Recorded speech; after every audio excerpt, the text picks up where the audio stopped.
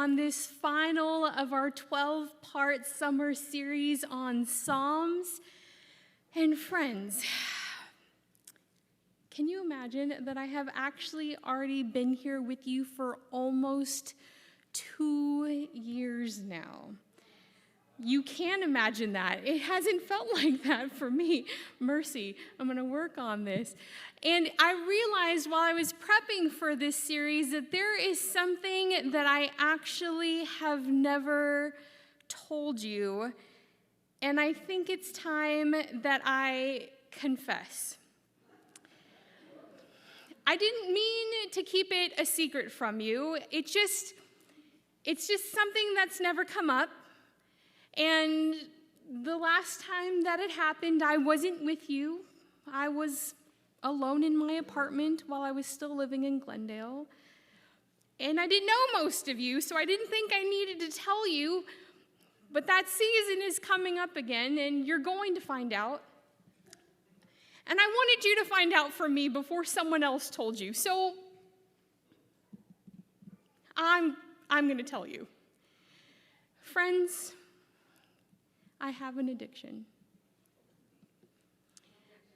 I have an addiction to the Olympics. And sharing is good for the soul, so I need to know, tell me that you do not get excited when you hear this sound. Listen with me. I know, silence is a good sound too. I hear some of you humming it even. I'll even hum it.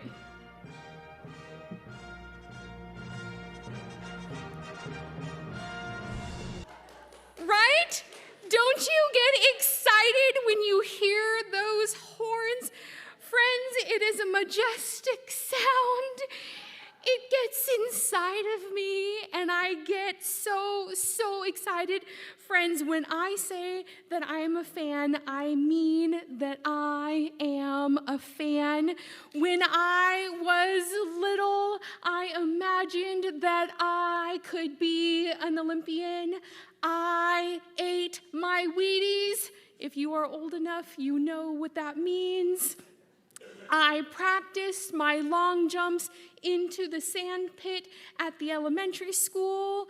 I even, that one unfortunate time, cracked my tailbone on the rock buried beneath the sand.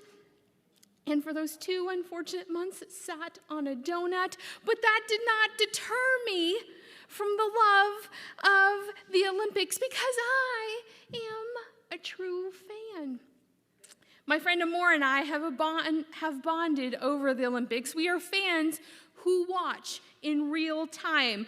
We do not watch American prime time. No. We are awake at 3 o'clock in the morning, watching the athletes, listening to the stories, texting each other. Did you just see that? Are you watching this? We are watching on NBC and BBC and Telemundo. We are looking on the NBC app and on Instagram while Googling the athletes.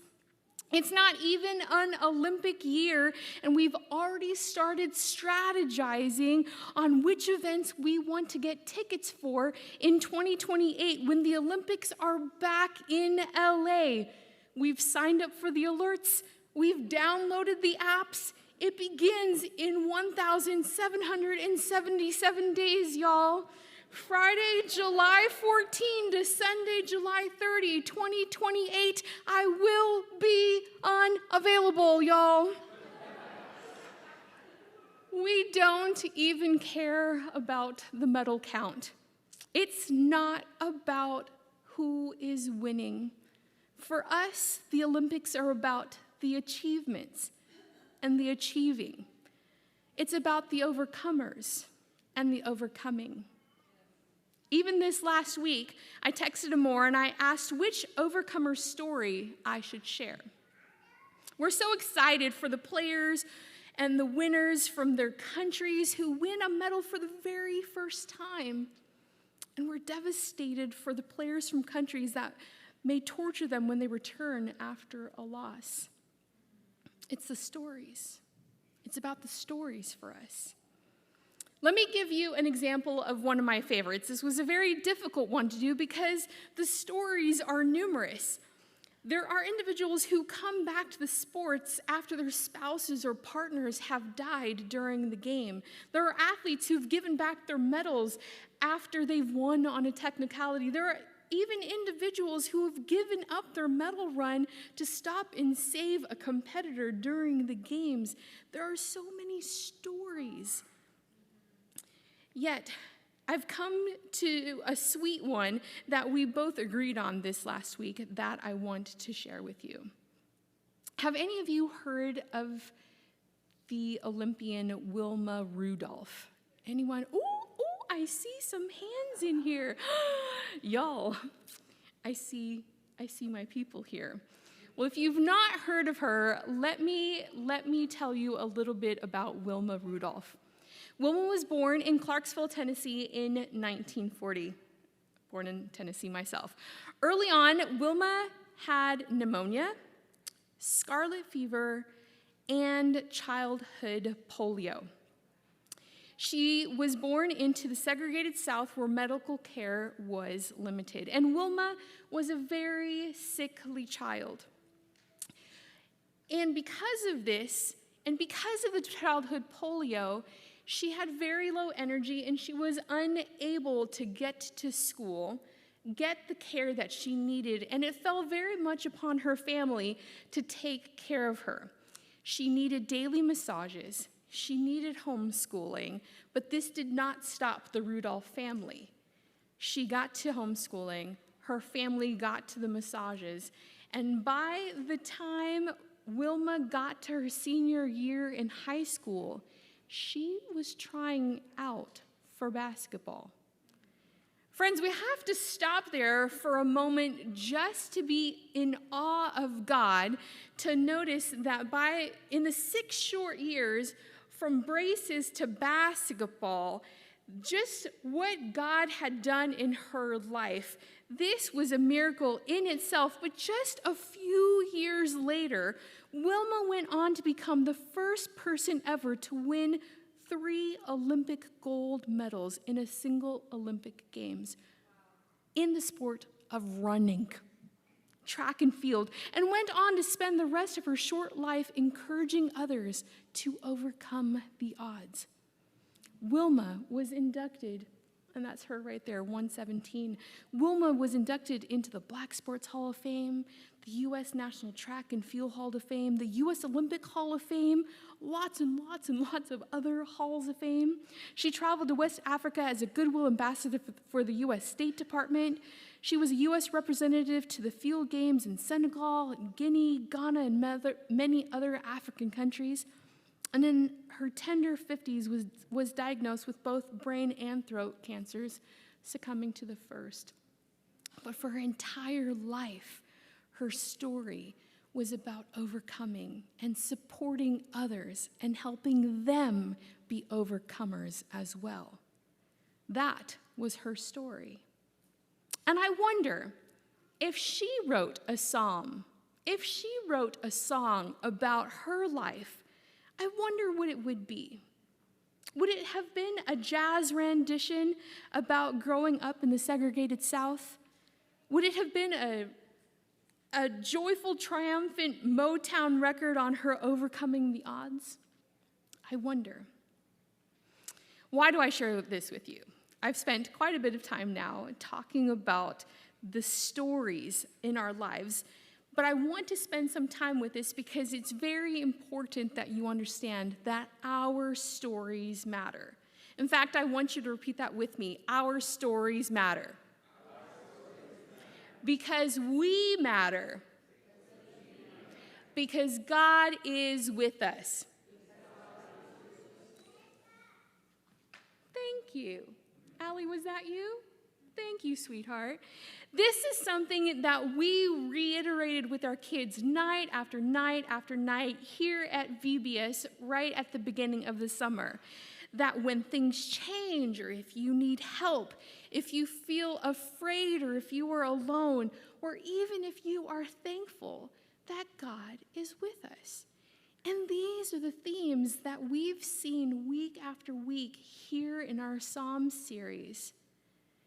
These are the themes, friends, that David has been singing in this book. And to be honest, if I can be honest with you, I never really took into account this book. I'm a fan of songs, but the book of Psalms never really hit home with me. But as we've spent this time together this summer, I've really started listening to the music. I've really started listening to the words that have been shared. And I've started to personalize the words that have happened that this lyricist has shared. And I've hoped that they've made a difference in your life. And just as a recap, because I know that we've all been places this summer, and as this is our last week together, I just briefly wanted to touch on just a few of the weeks that have been really poignant to me. Pastor Gotcha started us off with Psalms 27, and he told us that the real antidote to the fear that we experience, the antidote to fear, is God's presence. Pastor Tara shared that both praise and lament belong in our Christian community. Pastor Steve from Psalm 69 reminded us that wherever we find ourselves on life's continuum, amazingly enough, we can end the day with praise. Pastor Starla reminded us of our favorite Psalms 23, that is a psalm, the peace that we can actually hold in our hearts. Pastor Gabe led us through Psalms 121 and reminded us that through all of life's journey, God faithfully watches and defends those that he loves, which is us. Pastor Mike in Psalms 22 reminded us that Jesus won by losing. Last week, Pastor Todd, with his incredible visuals, the cup and the sauce and the plate, reminded us from Psalms 46 that Jesus calls us to be still. That's a hard one, friends, and one that's so necessary right now. So ending on Psalm 71, this one's going to be a tough one, friends, yet admittedly, it's not the Psalms that we were supposed to end on. This wailing of David to God, this asking God to slay his enemies. This was not the one we were supposed to end on, but Pastor Mike graciously switched with me when I had COVID. Yet, I believe we study a living word, and there is truth to be had today, and there are things that God wants us to have, a truth that we're supposed to experience today. So I pray that the Holy Spirit has something that you need to hear today. So I've got a little bit that I want to unpack with you. So looking at the Psalms, I was studying this book a little more deeply, and one of the resources that I found was from Pastor Chuck Swindoll. And one of the things that he pointed out was that the book of Psalms, all of these Psalms, because there's a billion of them, right? They're actually broken down into about 5 major books: the humanity books, the deliverance books, the sanctuary books, the reign of God books, and the word of God books. And Psalm 71 falls into the deliverance books, which makes sense because David is asking for deliverance from his enemies in this book. And also, Pastor Swindoll says that they are written in 5 different styles: the personal, the devotional, the liturgical, the general, and the prophetic. Psalm 71 falls into the devotional. For those of you who may be Swifties, any Swifties in here? Swifties? No Swifties. Swifties, I heard Ernie go Swifties. Swifties are fans of Taylor Swift. If any, I heard education. You're welcome. For any Swifties fans of the music legend Taylor Swift, they're notorious for speculating on every single album that the artist puts out to identify the time and the place and the person in her life that the song may be based on. The same goes for most pieces of literature. As we read literature, we find out more about what the people of the time and place are going through. We understand a little bit more about the politics that they are facing. We understand more about the personality of the writer themselves. This goes for the psalmist here in Psalm 71. So let's set the scene for this Psalms. Our assumptions about Psalm 71 is that it is written by David in his later years. That David is requesting deliverance from God from his current situation. Even though we know he's going through something, we can see that the style of this song is still in a stance of devotion to God. He is, after all, calling out to God in the midst of the crisis that he is facing. During the time, and we're assuming, and biblical scholars are assuming that this is during the time of Absalom's rebellion, during the time when his son is trying to overthrow him and his reign. And so we're assuming that this is around 985 BCE, before Common Era. So Psalm 71 begins with David crying out to God during this battle. Listen with me to the words of the Lord. Faith's cry for help. In you, Lord, I have taken refuge. Let me never be put to shame. In your righteousness, rescue me and deliver me. Turn your ear to me and save me, says David. Be my rock of refuge, to which I can always go. Give the command to save me, for you are my rock and my fortress. Deliver me, my God, from the hand of the wicked, from the grasp of those who are evil and cruel.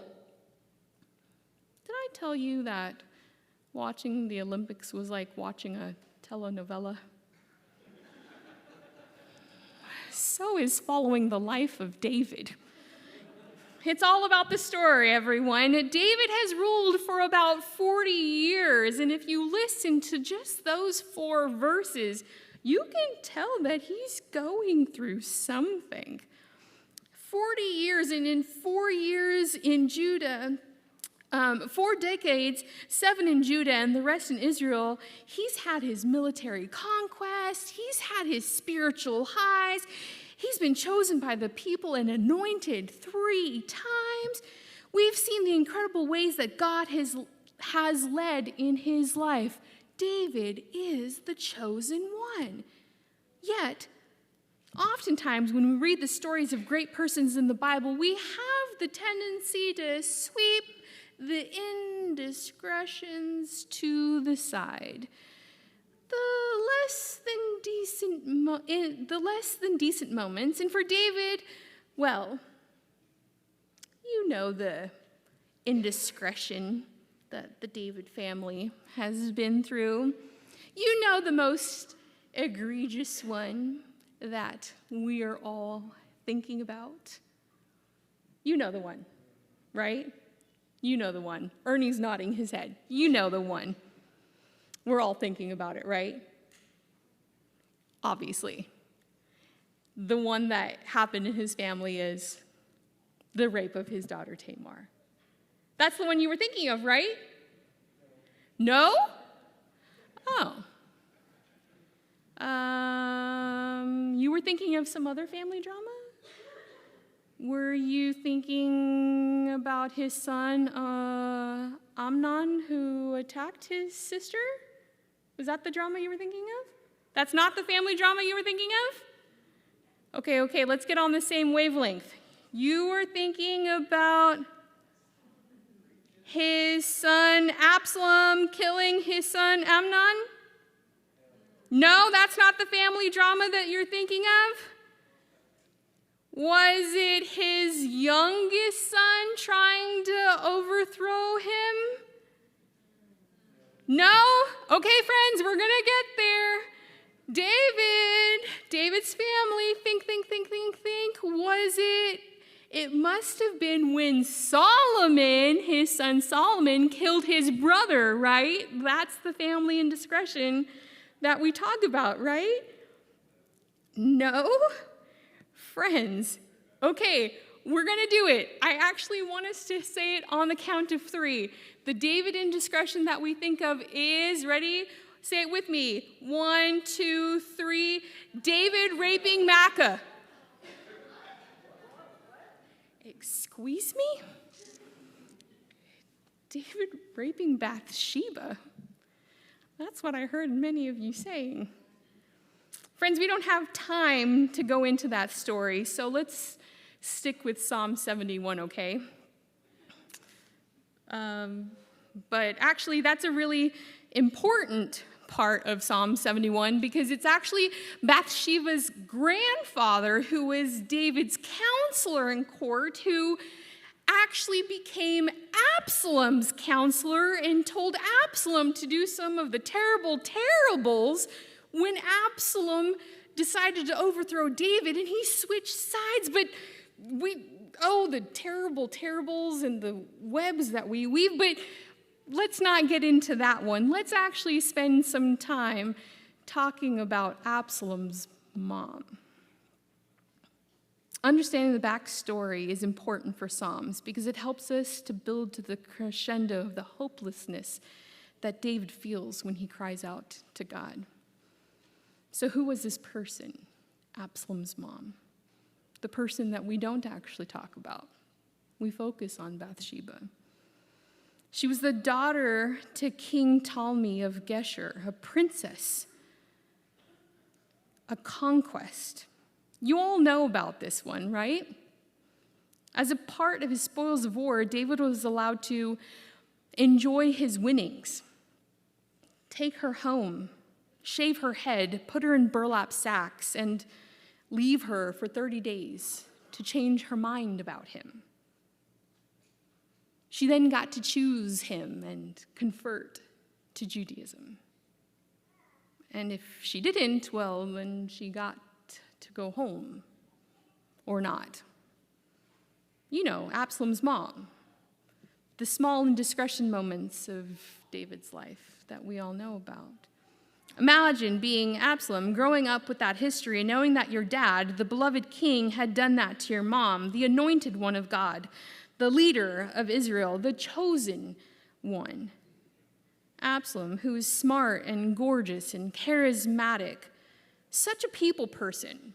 Royals and commoners alike loved him. He had a tender heart, so tender that when his sister Tamar was hurt, he took care of it. And when his father started to become weak, he looked to his mom and decided it was time for him to take care of her too. So imagine you are David in Psalm 71, crying out to the Lord at a time when your son has turned against you, at a time when your court has turned against you, at a time when your nation and people have turned against you. These are the words from the heart of David to God. In the first 4 verses, David's faith cries for help. In you, Lord, I have taken refuge. Let me never be put to shame. The next 3 verses is a testimony of his experience.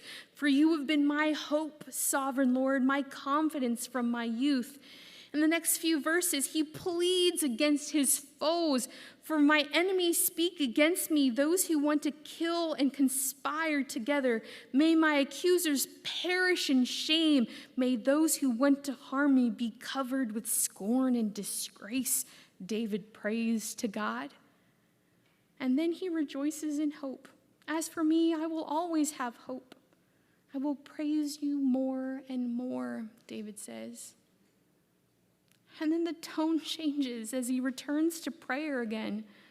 Since my youth, David said, God, you have taught me, and to this day I declare your marvelous deeds.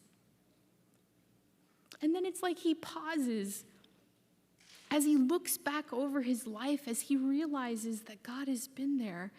And he repeats the confident hope that he has in God. My lips will shout for joy when I sing praises to you, he says in verse 23, I whom you have delivered. And this is where the grace of God is found in the Psalms. This is where David discovers God all over again. When by the end of the Psalms, David has turned from hiding in God to shouting for joy, singing his praise, and realizing that he has been delivered.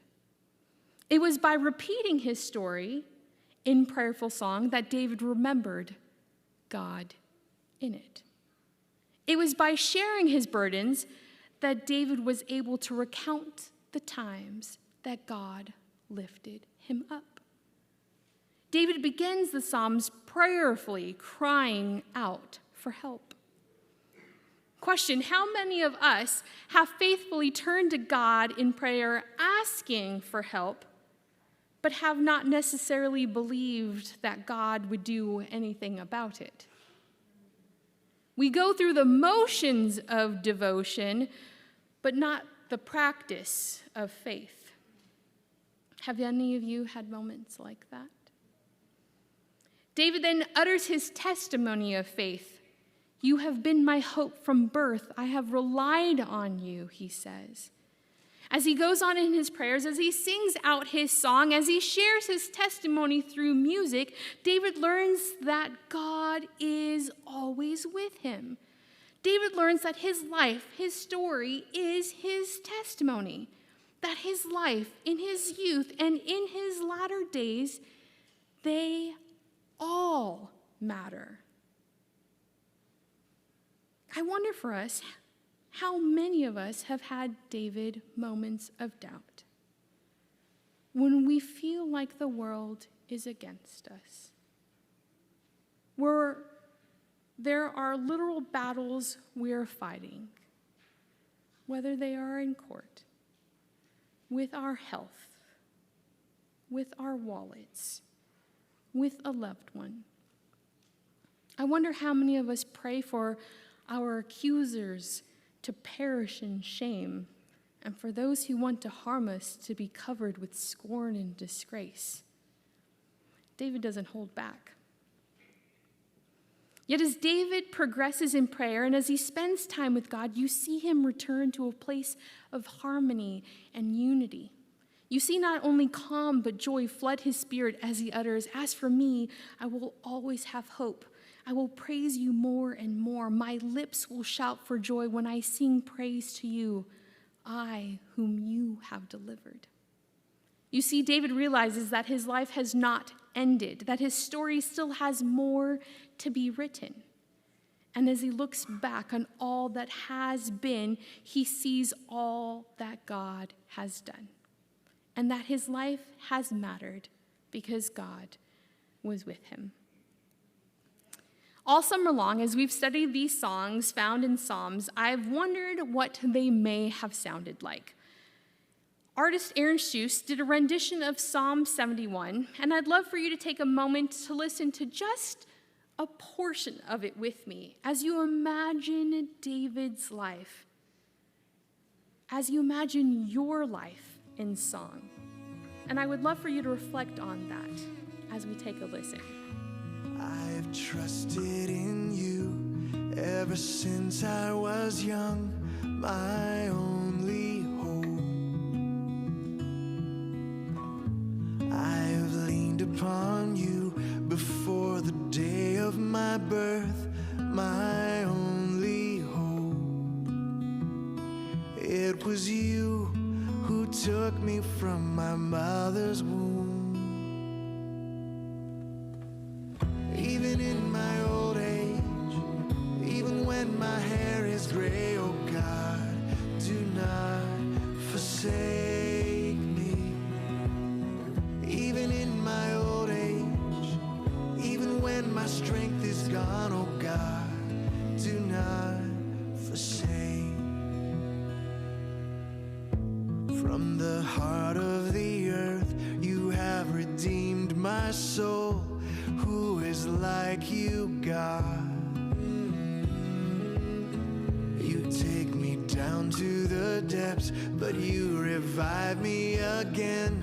Who is like you, God? It was you who took me from my mother's womb. Even in my old age, even when my hair is gray, oh God, do not forsake me. Even in my old age, even when my strength is gone, oh God, do not forsake. Until I have proclaimed your strength, until I have proclaimed your power to another generation, to a people yet to come.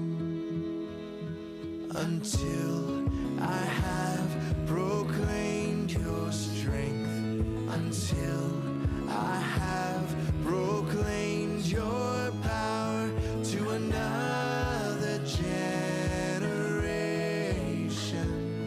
to a people yet to come. So beautiful, isn't it?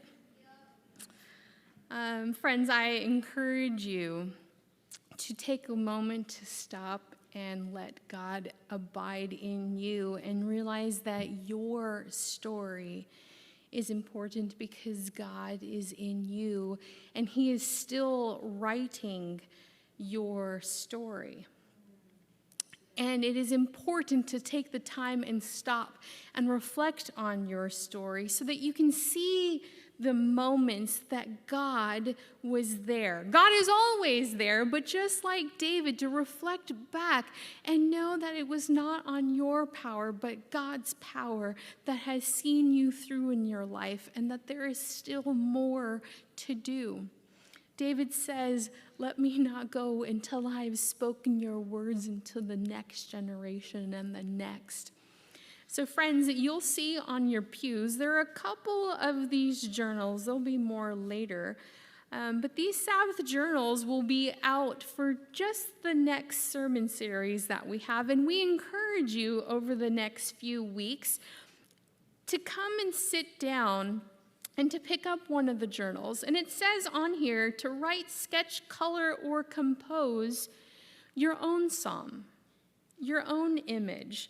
Whatever it might be on Sabbath, if you have a prayer request that you would like to write down, write it down. If you want to draw a picture of the praise team that has inspired you, if there is an image that has come to your mind this week of God that you want to draw, we encourage you to do that. And then leave it. What are you going to then do?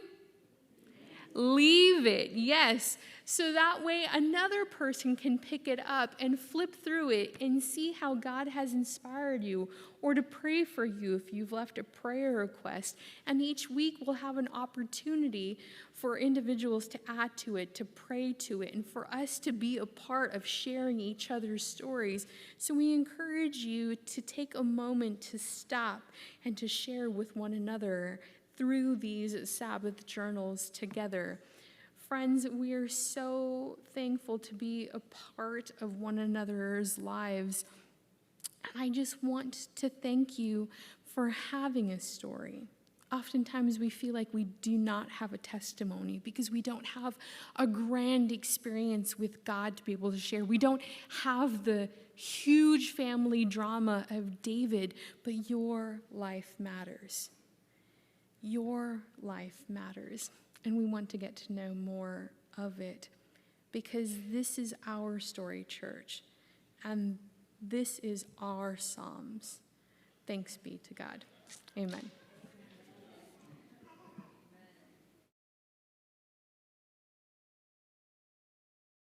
I'm Pastor Tara Van Cross, and we're so glad that you've tuned into our Azure Hills Church YouTube channel. Please like and subscribe, and click on the bell so that you'll be notified every time we share new videos.